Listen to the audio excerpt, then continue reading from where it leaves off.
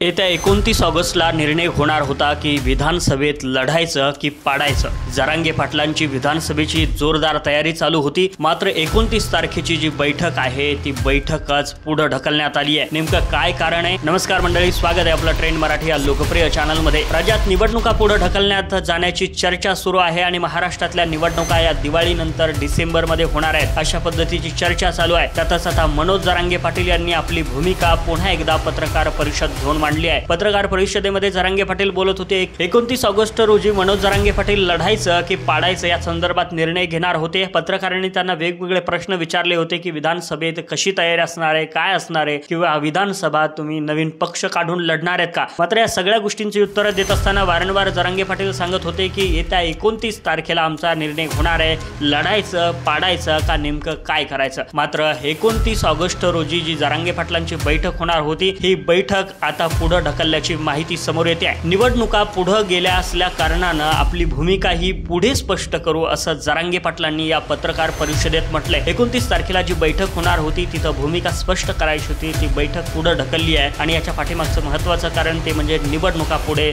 सरकल्या आहेत आणि त्याच्यामुळे ही बैठक सुद्धा पुढे सरकली आहे। मनोज जरांगे पाटील मराठा आरक्षणासाठी मागच्या काही दिवसापासून आंदोलन करत असल्याचं संपूर्ण महाराष्ट्रानं पाहिलंय। आतापर्यंत जवळपास 5 आमरण उपोषण जरांगे पाटलांचे झाले। त्याचबरोबर आता झालेला पश्चिम महाराष्ट्राचा वादळी दौरा आणि याच्यानंतर मनोज जरांगे पाटलांनी तुफान वातावरण पेटवलं होतं। महाराष्ट्राच्या राजकारणात काहीतरी मोठा बदल होणार आहे अशा पद्धतीचे चित्र दिसत होते। मात्र विधानसभा निवडणुकीतही मराठा आरक्षणाचा मुद्दा मोठा असणार होता, त्यामुळे त्याचे पडसाद सुद्धा या निवडणुकीत पाहायला मिळणार आहेत। याच पार्श्वभूमीवरती मनोज जरांगे पाटील हे निवडणूक लढवणार की नेत्यांना पाडणार याबाबत उत्सुकता होती आणि ती उत्सुकता 29 तारखेला मिटणार होती। 29 तारखेच्या बैठकीमध्ये जरांगे पाटील या संदर्भात भूमिका घेणार होते, स्पष्ट करणार होते। मात्र 29 तारखेची बैठक आता पुढे ढकलली आहे अशा पद्धतीने पत्रकार परिषदेमध्ये जरांगे पाटलांनी सांगितलंय। 29 तारखेला जी बैठक होणार होती, जो निर्णय होणार होता ते आता होणार नाही। गावागावात कायम जागृती ठेवावी असं जरांगे पाटलांनी सांगितलंय। महाराष्ट्रातल्या प्रत्येक तालुक्यात गावात बैठका घेऊन नोंदी सापडल्या की सापडल्या नाहीत हे बघावं। आता आपल्याकडे भरपूर वेळ आहे। आता खऱ्या अर्थानं भूमिका आपण ठरवू, मतदारसंघ निहाय आपण बैठका सुरू करूया। सगळ्या जातींचा रोष वाढत चाललाय, त्यांना तो भरून निघत नाहीये अशा पद्धतीने जरांगे पाटील पत्रकार परिषदेमध्ये बोलत होते। जरांगे पाटील आणखी काय म्हणाले तर या निवडणुकीत 100% भुईसपाट होणार। आपली रणनीती काय यावर त्यांना काम करायचं होतं। जशी निवडणुकीची तारीख येईल तसं आपण ठरवू अशा पद्धतीने जरांगे पाटील बोलतायत। पुढे निवडणूक ढकलल्याचं काही कारण नव्हतं, पुढे निवडणूक ढकलण्याचं काही कारण नव्हतं। संकट राज्यावर काही नसताना निवडणुका पुढे ढकलल्या, सरकारचा डाव काहीतरी दिसतो आहे। आपली भूमिकेवर ते रणनीती आखणार आहेत, मात्र सरकारनं पुढे निवडणुका ढकलल्या आहेत आणि त्याच्यामुळे आपण सुद्धा आपला निर्णय पुढे ढकलूया। मी इतका पागल आहे का 29 ऑगस्टला निर्णय घ्यायला आणि तुम्हाला 4 महिने मोकळीक द्यायची? निर्णयावर आपण ठाम आहोत। पाडायचं की लढायचं आपली रणनीती आता आपण गुलदस्त्यात ठेवूया। राष्ट्रपती राजवट लागली तर ती तशीच ठेवतील की उठवतील यावर शंका आहे। शेवटी हे त्यांचे डाव आहेत। आपल्याकडे इच्छुकांची यादी आली आहे तर त्यांना काही सुचत नाहीये। जे व्हायचंय ते होऊ द्या, पण मराठ्यांनी डाव कळू द्यायचा नाही। इच्छुकांचे अर्ज स्वीकारण्यासाठी आणखी 2-3 दिवस वाढवून घ्या अशा पद्धतीने जरांगे पाटील या संदर्भाने बोलता आहेत। मात्र 29 तारखेची बैठक आता होणार नाही आणि जरांगे पाटीलांनी ही तारीख आता पुढे ढकलली आहे। जसं निवडणुका लागतील, तारीख स्पष्ट होईल, तसं या बैठकीचं किंवा या निर्णयाची जी भूमिका घेण्याची तारीख आहे तर ती स्पष्ट केली जाईल असं जरांगे पाटील सांगतात। मंडळी, वेळोवेळी अशीच अपडेट या चॅनलच्या माध्यमातून आपल्यापर्यंत पोहोचणार आहे, त्यासाठी चॅनल सबस्क्राईब करून ठेवा।